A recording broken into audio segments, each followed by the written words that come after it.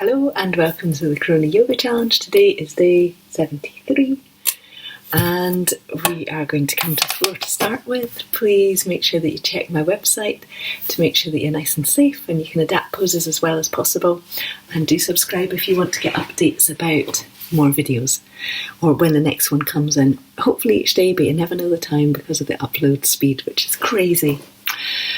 Up to 12 hours for a 12-minute video. You wouldn't believe it, would you? Anyway, if you bring yourself to a nice position on your mat, it's really good if you've got a mat today so that you're not slipping at all. And you're going to come into all fours. So we're going to, in fact, I'm going to have to move this. Just to get that will be a little bit better. So from all fours, we're going to slide our weight forwards and back. So nice easy movement over the lower back as you come back and up. We're going to start by coming up and into dog pose. The hips come back and up and into dog pose. We'll get that little bit of light through the lower back, lightness through the lower back. And then bring your knees back down. Slide forwards and back a couple of times. So what I'm going to do is I'm going to show you what we're going to do. We're going to come from dog pose into pigeon pose. And it's a really nice way of doing it because it means that the leg can choose its own position without any weight on it. So I'll just show you what it looks like to start with, and then we'll do it together. So hips slide back towards your heels, hips lift up. From here, I always like to extend the leg up to get that feeling of lightness, so that the movement forwards, we're going to bring the knee right up and in forwards towards the hand. And then from there, you just settle your knee somewhere onto the floor and let your leg come down. And we come into pigeon pose just quite naturally. And then to come out, the toes tuck under, and you have to, right from the start, visualise the bent-in foot is going to extend right up towards the ceiling. Again, it gives a nice feeling of lightness and flow to the movement. And then feet come down and knees come down. So what we're going to do is we're going to do that together, but it might be that you lift your leg up a little bit in dog pose. And then when it comes to here, it just settles onto the floor and your knee just bends, so that it might be that you don't sink your hips back, you don't extend your leg back.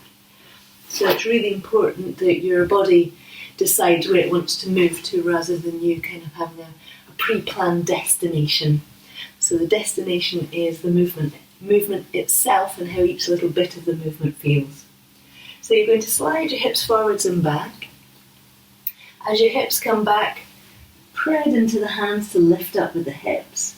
Get that feeling of a little bit of stability and comfort whilst you're here. And then if you go float your right heel up towards the ceiling, just let it lift up in a way that feels good. And then you're going to direct your right knee up towards your hands, and then it's going to come as high up as is comfortable. It's just comfortably going to settle onto the floor. And then if you want to, your back toes can extend and lengthen out. Both shoulders are going to move away, and then you're going to get that feeling of nice and steady. Remember not to rock into your right side, so we want to keep the pelvis nice and even. And then we're going to tuck the toes under at the back. You're going to start to put your kind of directional energy into that front foot. And you're going to imagine the front foot is going all the way up towards the ceiling, down to the mat again, and the knees come down, and rest yourself down for a moment. So a little bit of softness, resting your head onto the mat. And then we're going to come up to the other side. So from all fours, slide your hips back and up and into dog pose. We're going to lift the left leg up, so left heel and toes are going to extend up towards the ceiling. And then your left knee you're going to direct it all the way up towards your hands and your fingertips. Your foot can come out to touch, and then settle your leg down so the foot extends on the back leg. Shoulders release, and body breathes. Remember not to cave into the left-hand side, so keep the back of the pelvis nice and even. Tuck the back toes under, the left foot is now going to extend up towards the ceiling, so don't worry about how it makes it, just direct it all the way up towards the ceiling, and then back and into dog pose, all fours, and child's pose. Rest your head down, allow the lower back to extend. And then bringing yourself back up. We're going to do one more on each side, same start for us. Hips come back, right leg extends up towards the ceiling. Lovely, lovely feeling of stretching out all the way from the hands on the floor. And then direct your right knee up towards your hands. Settle your foot onto the floor. Leg can extend out. Pelvis is nice and even, so you get that stretch to the outside of the bent leg. And then you can just walk yourself down and onto the floor. And if that's comfortable, you can let your head rest into your hands. But remember, we're not leaning onto the thigh. This thigh on the right-hand side is going to be a little bit lifted. Tuck your toes under, walk your hands back in towards your knees, so we get that little bit of lightness. We're going to come all the way up and into dog pose, so direct your right leg up towards the ceiling and back to the floor. We're going to come straight over and do the other side this time, so left leg is going to extend up, left knee is going to come up towards your hands, settle your legs somewhere comfy onto the floor, toes extend out and away. Settle yourself and then allow yourself to walk down onto your elbows. Check that you're nice and comfortable. Head can rest down into your hands if you would like. And just enjoying that feeling of stretching out. And then press into your hands to bring your hands back and in towards you. Tuck toes under at the back. And then extend your leg all the way up and overhead. And then back to the floor. Knees come down. Head rests down. As your head rests down, just see if you can rest the tailbone and the lower back as well.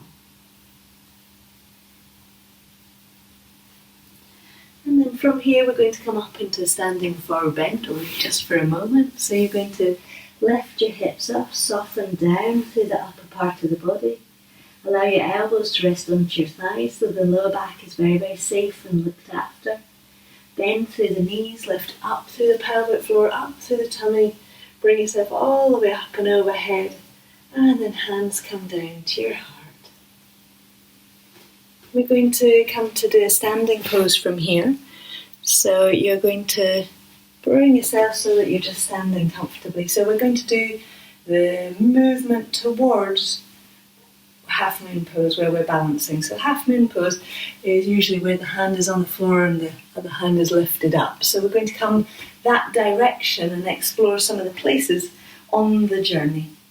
So you're going to take one foot onto the floor, you're going to take your hands out and wide, shoulders are going to relax down, and then you're going to start to take weight into your front foot and you're going to bend your back leg, and you're just going to start to expand out through the diaphragm, out through the chest, out into the arms, and tip yourself a little bit forwards.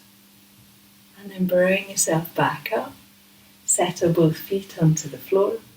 And then we're going to do the opposite side. So start with one foot forwards and the toes just up at the back. Hands can extend, shoulders release and get nice and wide and comfortable. And then you're just going to start to tip yourself slightly forwards, let the back leg bend in. Allow yourself to be real, so you can see I've got all sorts of little movements to adjust and keep stable. And then steady through that front leg, bring yourself back up and back to standing. So back to nice and settled. We're going to come to the first side again. So stepping into the front foot, hands come wide, shoulders release down. Get that feeling of openness. Allow the back leg to lift up. Notice how we can almost send the hips a little bit back to let the chest and the shoulders come forwards, and then there's a feeling of expanding out through the arms and into the fingertips, almost as if it comes from the heart. And then bring yourself back and to standing. And then opposite side, so one foot forward, heel up on the toes, shoulders relax, open. You're going to bring that back leg up. Start to get that feeling of slightly back through the hips to let the shoulders come forwards, and just ease yourself out. So keep breathing steadily, so make this real. Don't make it kind of like held and beautiful. Try and be real with your pose, even if it involves a wobble or two. And then bring yourself back and to standing. Settle into the hips, soften into the shoulders. Gentle lift into the diaphragm and length through the back of your neck. We're going to come down to the floor now to do A little bit of work in sitting. So if you want to bring yourself to sitting with your feet out in front. I've got it all wrong. Okay, so from sitting, you're going to bring your knees right the way close in towards you, and you're going to hook round your legs or round your knees with one arm. And then you're going to start to spiral round through the rib cage to ease out towards the open space. So it should be that we've got a nice strong hold through the arm, which means that we can just let this arm ease out and open just comfortably. And the shoulder on this arm needs to soften down and away. And then if you want to, your head can come out and round as well. Bring yourself in towards your legs. Again, hold close in towards with them. Then it's like you're just drawing your rib cage round and in towards your thighs. Free hand can extend out. Shoulder releases down. Back of the neck lengthens, and maybe you'll look a little bit round. But really do focus in on the centre of your body first. Bring yourself back into the centre. You're going to come to your first side again, but this time you're going to take your hand onto the back of your waist. So either it's just going to settle onto the back of your waist, or it's going to come all the way round and take hold of your thigh. So you won't see that from this direction, or you can just, there we go. So you can just catch hold of your leg, but both feet are just going to be in that nice even position. And again, just bring yourself round. See if you can get that feeling of that little lift up of the chest towards the thighs. And then bring yourself back to the centre. We're going to come all the way round, so your hand's going to come round through the back. Maybe it's just going to catch hold of a bit of thigh. So important if you do this kind of catch holding, it's not kind of grabbing hold of the thighs, shoulders become tight. It's got to just be almost like a nestling in of the hand so that it feels just comfortable and almost settled and homely. And then bring yourself round and into the open space. Lovely long breath and easy breathing. And then bring yourself back to the centre so you can hug in both legs together. And then we're going to do a little bit of breathing. So if you just want to sit yourself comfortably, so however your legs will be settled, however you can get that little lift forward of the pelvis so that the lower back lengthens up, the tummy lengthens up and the shoulders just soften down. What we're going to do, imagine today, is that we're going to breathe into the centre of the body, and from the centre of the body the breath is going to expand up towards the collarbones, and it's expanding down towards the belly and the kind of lower part of the waist. So we're going to do that breath into the middle and then expand it all the way out to fill you up. And then as we breathe out, we're going to extend out and then out through the heart, as if we're exhaling through the heart area. And if it doesn't make sense, let it go. Always the best thing about most teaching. If it doesn't work, let it go for you. It works for some people, not for others. So we're going to inhale in towards the heart. From heart, we're going to inhale, keep expanding it out so it fills you up to the bottom, up to the top and down to the bottom. And then breathe out, feel that breath coming smaller and smaller, expanding it out and away and around you. Whenever your next inhale comes in, start inhaling at the heart. Expand it out and out and out so it starts to fill you up. So you feel the breath coming higher, feel the breath coming lower. And then as you breathe out, expanding out through the heart, out, radiating that breath out around you. And one more time, inhaling, filling up, exhaling.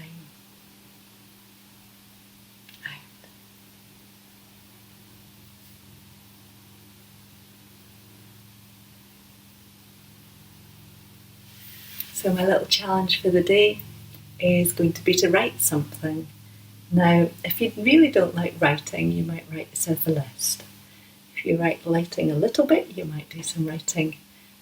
If you do some writing about yoga or something that's meaningful to you, and Yeah, so it could be that you write yourself a whole thing about just how you feel about one yoga pose, or it could be about one aspect of yoga practice, or it could be that you're like, I don't really like writing things, but my challenge today is to write a word backwards or something silly like that. Or a poem. Poems are grand too. Lovely poem. Could be a mixture of all three. A backwards written poem about yoga. Fantastic. My quote for you today is a shamanic saying. The world is as you dream it. The world is as you dream it. I hope you have a good day. Thank you.